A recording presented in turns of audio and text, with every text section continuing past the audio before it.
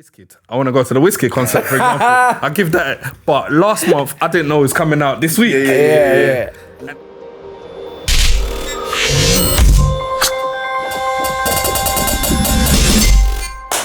Welcome to another episode of Stock List.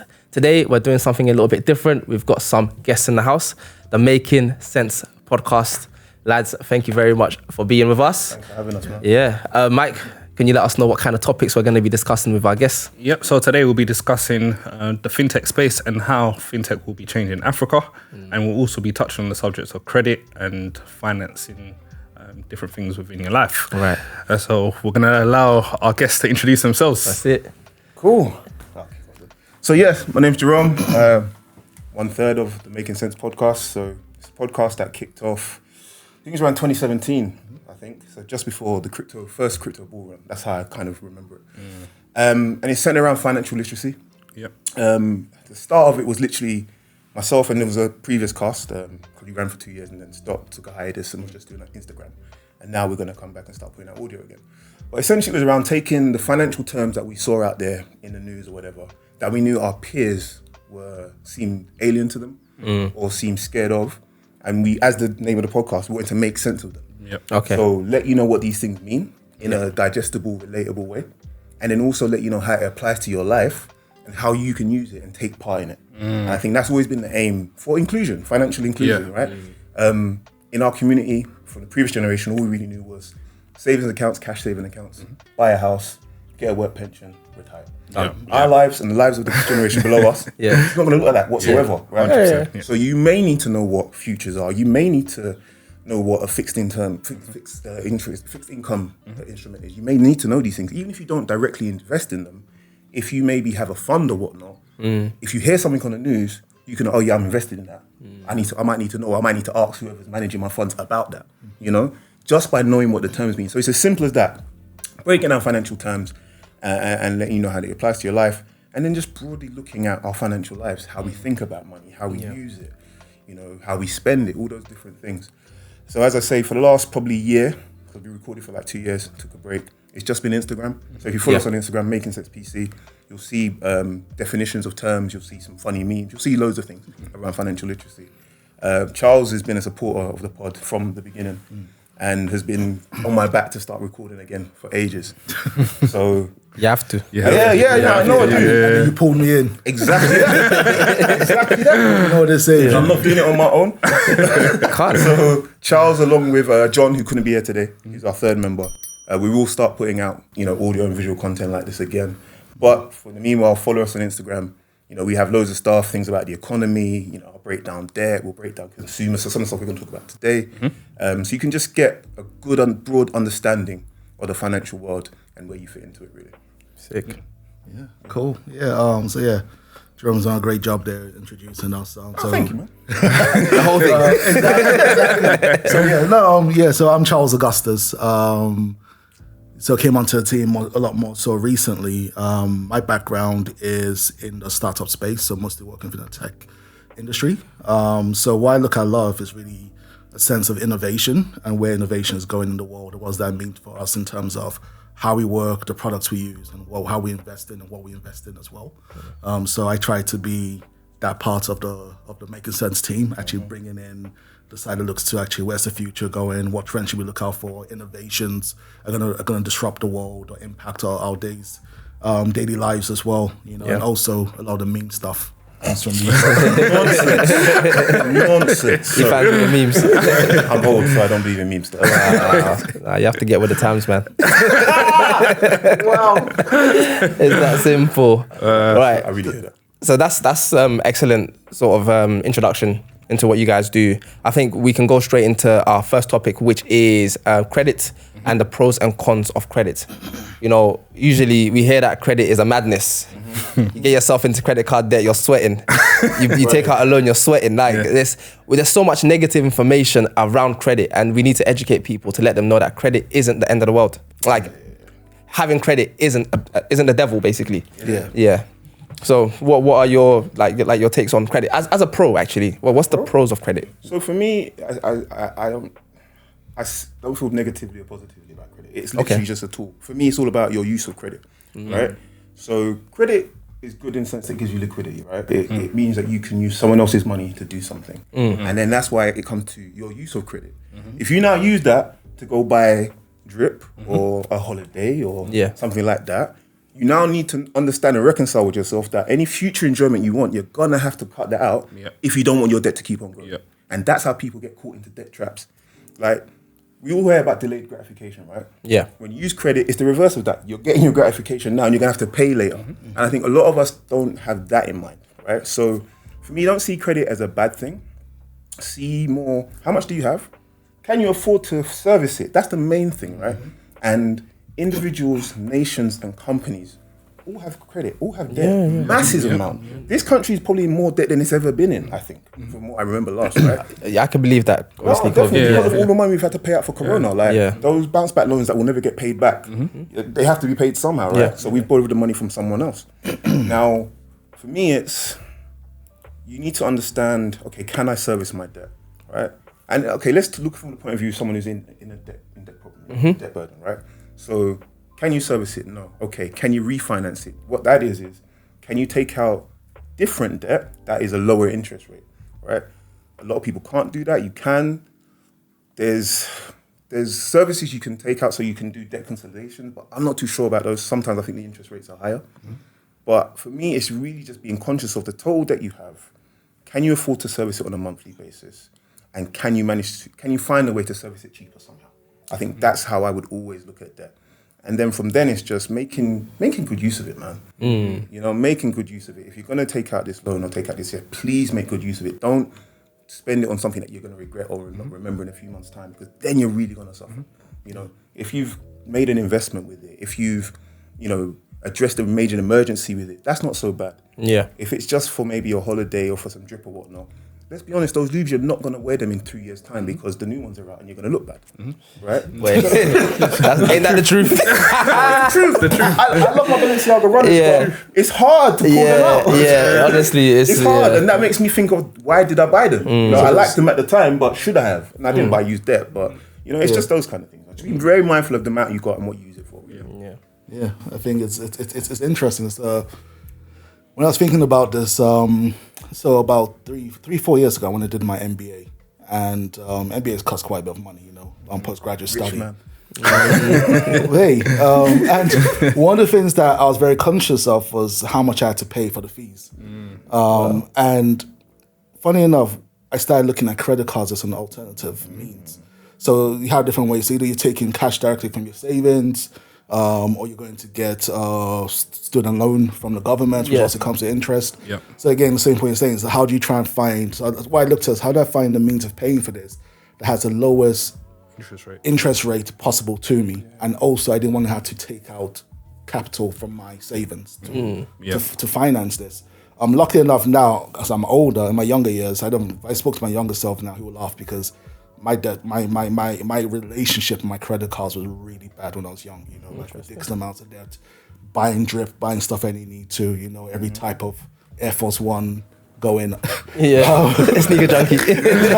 You know, but what's really interesting is that when I started looking, I realized that there were credit cards that they had the interest-free period for about 2 years, and what I realized, actually, I could take out this credit card, pay a portion of my fees, pay back to max out the credit card, pay back what I needed to pay to get the credit card back to where it is, pay the next portion of the fees, max out. But I had 2 years to basically be able to use this credit card to pay off my fees and not actually have to end up with any interest. And I don't have to take on a student loan, which then means something I'm paying back after I graduated, you know.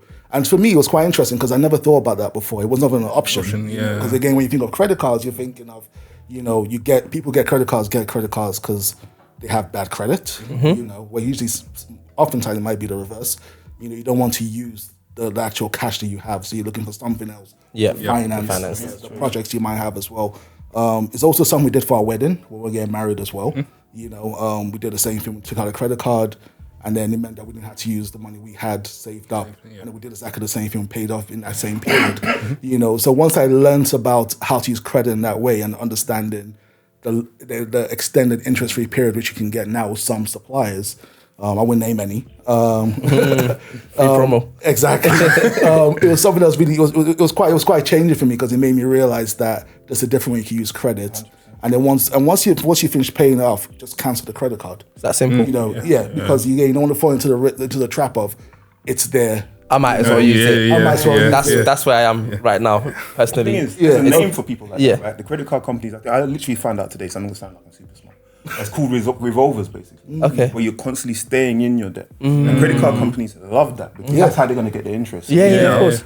Not always, but for the most part, I live in my interest-free period. So most credit cards will give you maybe like a 30 days or 50 days interest-free. So any big purchases, I put them on my credit card and I pay them next month because what my use of credit is, I'm using your funding for free for 30 days. If I know, and that's the thing, if you're savvy enough to do that, then debt can be good. I think the problem we have is not everybody has been in the past. And maybe they get these credit cards with those intentions. 2-3 months later, you haven't cleared your balance. Now you're paying interest. Mad interest as well. Exactly. It's credit card interest. All right. You know, especially if you're from our kind of backgrounds or whatever, or even people from worse backgrounds, where if your credit score is bad, say you had you've just finished school and you've done a madness now, and you're 18 with a bad credit score, the interest you're going to pay is ridiculous. Of course. Ridiculous. And they're coming through every month without fail. You know, so it's, for me, that it's all about, you have to manage your behaviors and really know how to use your any debt you have, the ins and outs of it, terms and conditions, how much you're paying, when you're paying, and really know how to use it well to try and avoid those fees. Really. I think something you touched on, which is really important, is the interest-free period. A lot of time, a lot of people get into the habit of paying the bare minimum. And then they get into the habit of that, and then after the interest-free periods, you're basically stuck. And that's also not good for your credit score. Exactly. That shows negative. If you consistently make minimum payments, that's not great. That's not good. Once in a while, it's fine. But if they see that pattern of all you do is pay your minimum payment, it will affect your credit score. I don't know about how much. Actually, that's the point, because if you use the particular one I use, I think it's Clear Score, and when you go on it shows you that actually shows you what's your payment frequency being like, how much you pay, how close are you to total credit utilization, because all of this adds up. You know, there's something as well which I think it's a Warren Buffett quote which I heard in a video a few years back. That's what kind of changed my behavior about the concept of interest. And he says he does everything possible to avoid a taxable event, right? And a taxable event is any time he has to pay more money or pay towards anything he shouldn't have to.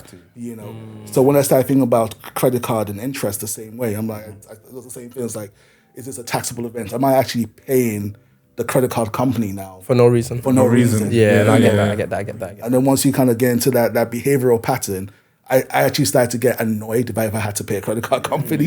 You know, so that's just another way to approach it. One interesting thing though, and I don't know if we was going to get to like Klarna and those kind of guys. I was going to touch on PayPal in a minute. But oh no, in a positive way. So the only reason why I wanted to go to Klarna was because, so those kind of like Afterpay, Klarna, all these like buy now, pay later kind of things, right? Which is an old school thing they had in America back in like the 90s, you know. Difference is that you had to pay off before you got your goods. Now you get your goods and you pay off after. So like Layaway. It's the same thing. It's the same thing. It's just a new concept. Fintech Layaway. Exactly, right? Now, one thing, I've never liked that, right? I'm not a fan of having to take out those kind of items like clothes and stuff on finance. To me, that worries me. That if you one or two things you can't afford, and that's no disrespect by the way, anyone. If you can't afford to pay for these things outright and you're having to put them on credit, that means that where are earnings in relation to where we need the cost of living? Right. That worries me, for the long term health of the economy. Then I'm worried about your behaviors, that you can't delay the gratification of getting some clothes from ASOS for maybe 2-3 months, that you have to get it now on credit. That worries me, like whatever decisions that you make with your finances. But one thing I did find out though, in America, I don't know what it's like here, younger people are shunning away from credit cards.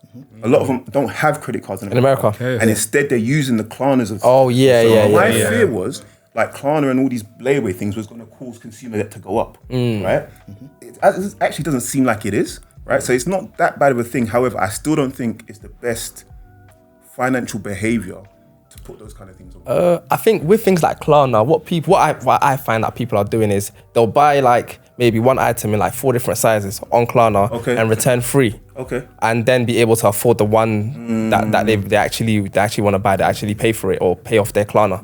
That's what I see like people around me doing. Do you know what I'm saying? Question: how do you find they manage it though? Like, because I don't know anyone that's really used it. Yeah, so Does anyone really run up a mad Klarna? No. Literally, you buy like 4 items of the same size, wear like try what you want, and then return what you don't want. Then obviously that gets refunded back to your Klarna account or wherever it is, and you then pay off what's left or the one that you do decide to keep. So that way, I feel like it's helpful. You know what I mean? In this kind of positive kind of. Actually, when you say that, I remember the one time I did use Klarna. That's exactly why I did, because what I used to do.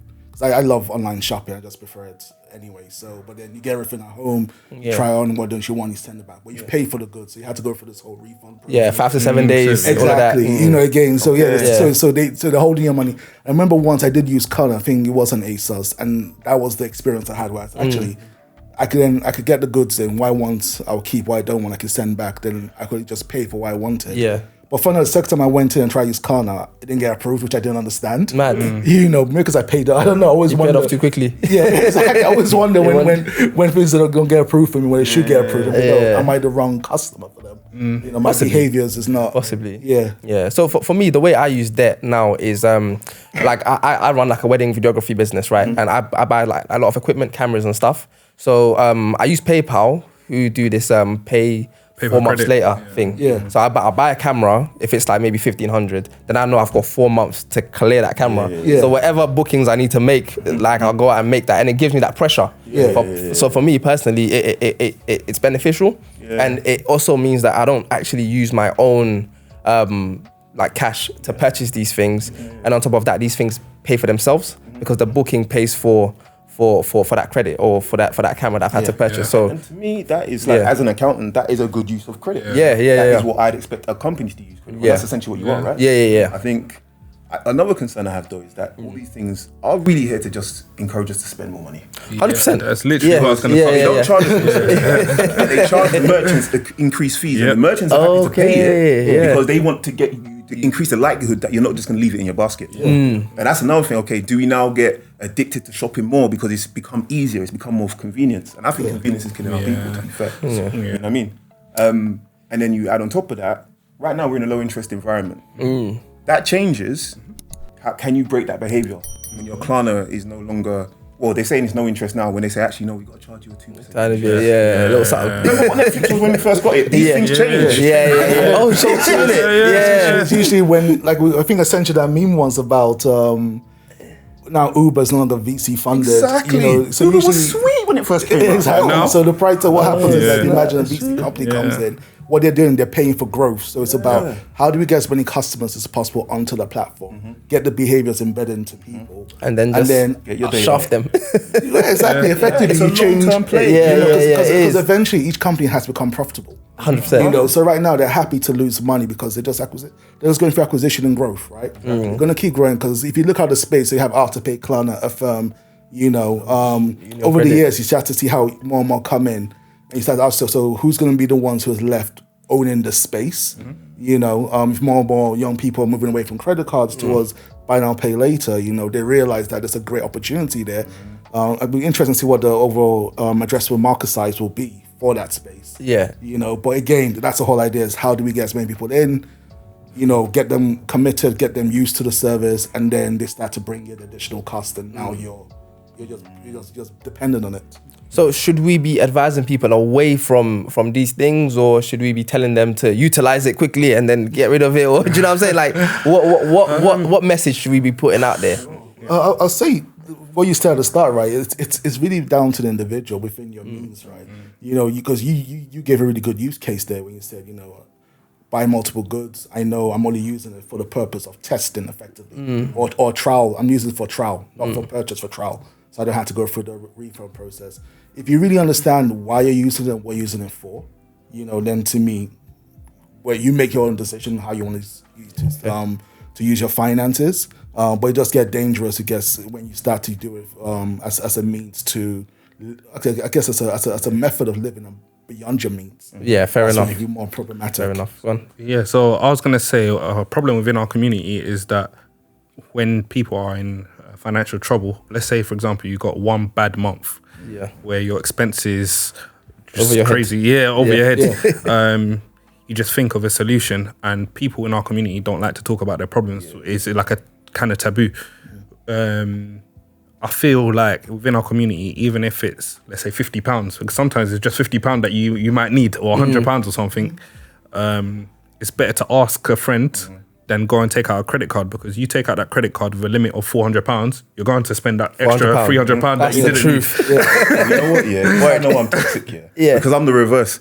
Instead of me to come to my friends, I used to live on what is it, Wonga? I don't know if you guys like Wonga supported me more than my family at one point. I've got a story about Wonga. So like when I speak like this about Klarna or whatever, trust me, I've been in the trenches when it comes to debt. Trust me, I have. Speak your truth. Wonga, there was a couple of them. When I was at university, I remember Wonga. The fact that it was so easy was literally you slide the thing across, you decide you want £100, £1,000, £2,000. And it just so I went all the way to the end. I went literally, I needed money for something, but I didn't need the amount. It's just the fact that it was so easily accessible. And when something's so accessible, it just causes a problem. So I was going to touch on something you said earlier in terms of whole Klarna and stuff. When you go on sites like ASOS and you see the option for Klarna, my problem is that it's not the fact that it's an option, it's the fact that it tells you how much you can pay back on a monthly basis. So for example, you're buying a pair of, let's say for example, I think Air Force are now, let's say £100 or something. You see like the fact that you both know exactly how much Air Force is. We had an episode about it recently. We were surprised ourselves. We were surprised on the episode, We come back in it though, bro. As in, that's a whole different conversation. Trust me. But you go on, let's say, for example, JD Sports or something, and it's gonna break down how much you can pay on a monthly basis, so that you can afford the Air Forces. Whereas back in the day, it's literally go to the checkout and there's either two options. You buy now with your hard-earned cash, or you use PayPal, not PayPal credit, PayPal to secure your payment, because you don't want to type in your bank details. But the fact that now these companies are breaking down how much you can pay, so you might say £20, 5 installments of £20, that is appealing to anyone. It just sounds small. It sounds so small. And that's my concern. The thing is, we live in a society now where literally on a monthly basis, expenses just come out of the woodworks. For example, today, Wizkid. I want to go to the Wizkid concert, for example. I give that. But last month, I didn't know it was coming out this week. And you didn't budget for that. I didn't budget for that. Budget. So now that's a problem. I haven't got a ticket, thankfully. Anyway, but let's just say that I've seen Wizkid a few times, so I'm seeing this one out. Fair enough. So the problem is within our society, we always go through. There's always something that pops up, and us using credit in the wrong way means that if we don't pay for something straight away, it now becomes an additional burden the following month on top of the expense that's just gonna pop out of the blue. For me, credit isn't the issue. It's literally just financial discipline, and I think that stretches across everything. How you spend your own cash, how you save it, how you invest it. The debt you take out, it's all about having financial discipline and being able to manage it and face it. Because I think another problem probably people have is once you get to a certain level of debt, you stop looking at it now. It's painful to look at it. And you're just letting it spiral. You're ignoring the letters, you're ignoring the emails. You have to face it. You literally do. And the quicker you do, the better you get out of it, But I think my main issue with Klarna, or concern, I won't call it an issue, it's just that. It's like what you said. It's how is it going to change your shopping behaviors now? And is it going to change your mental attitude towards things in terms of thinking something is affordable when is it really? If you had to pay for it all in one go, would you say that's too much for that? But because it says to you, it's only 3 installments of £20, you think I can afford £20. But if it was £60, you would say you can't. That's irrational to me. But then this is the thing, what people don't realize is that a lot of these companies, they hire quite large teams of behavioral scientists, and what their job is to do is to remove the friction, the mind journey, right? So when I mentioned I work in the SaaS space, I've worked in email marketing for many years, all types of direct marketing for large brands, very very large brands. So I haven't bought an item for ASOS for 2 years now, and one of the things I did, I actually made a poster by a few years back. I simply explain to people how you add friction back into your buying journey. And it stops you from able to do impulsive buys. So simple things is this. I deleted the apps from my phone. Okay, yeah. So no push messages, no apps on the phone. Because again, I've worked on the site, so I understand how we've how we've worked to make sure people buy, and if you abandon what we then did to get you to come and buy it after the fact. I've done Not so much in your face. That is so interesting. I've never did that. Just delete that. So delete the app, You have to, bro. delete the emails, never, like, literally, you have to train yourself, because you've been trained to see, to become, I won't say addicted, you've been trained to normalize utilizing it. Yeah. So you have to find a way to add friction back into them. 'Cause that's what it is. It's literally just removing friction as much as you can. That's how when you get there and see Klarna goes, oh, this is, it even takes away the calculation away from your brain. By telling you this is how cheap it is. Because if you're 60 and goes, and he told you over 4 months, you sit there and go, okay, how much is that versus? Maybe it tells you, no, it's about making it as simple as possible. The less steps you have to take, simplify the process, make it as frictionless as possible. It means you make more impulsive buys. You make more. You're less likely to stop and think about it before you do it. 100%. But once you start bringing that friction back in, calms you down completely. Like literally, have them. And I say this because I was someone who was. I think for me, because everything went down to the delivery of the product as part of the customer journey, and you're designing that for behavior. So if you're buying from Nike, I used to love buying from Nike because Nike's product delivery and unboxing experience is amazing. You get a DHL guy turns up. It's not like DPD who comes to the that's your box. It's a yellow box. It's a DHL guy. I'm like, oh, this is premium, and everything like, and you get the box, you unbox everything, you break the seal, and that's lovely. But you realize actually all of this is by design, the full customer journey. 100%. So how do you then add friction back in it so you don't feel the need to get those dopamine hits? That it's really what you're after as well. So just remember that the other side of the screen is a data scientist and a behavioral scientist who are working really hard to design processes that gets you addicted or gets you hooked on this process, so you can then be more likely to make impulsive buys. Just bring that friction back into your journey. You can really transform your spend. I think that's a really good. Yeah, that's but I think ultimately it does come down to you and your financial discipline. Just as you both said. So I think that rounds that off like perfectly. You guys just try and be more financially disciplined. Yeah, man. And pursue techniques to make yourself more financially disciplined. 100%. Yeah, I think we should move on to innovation, maybe.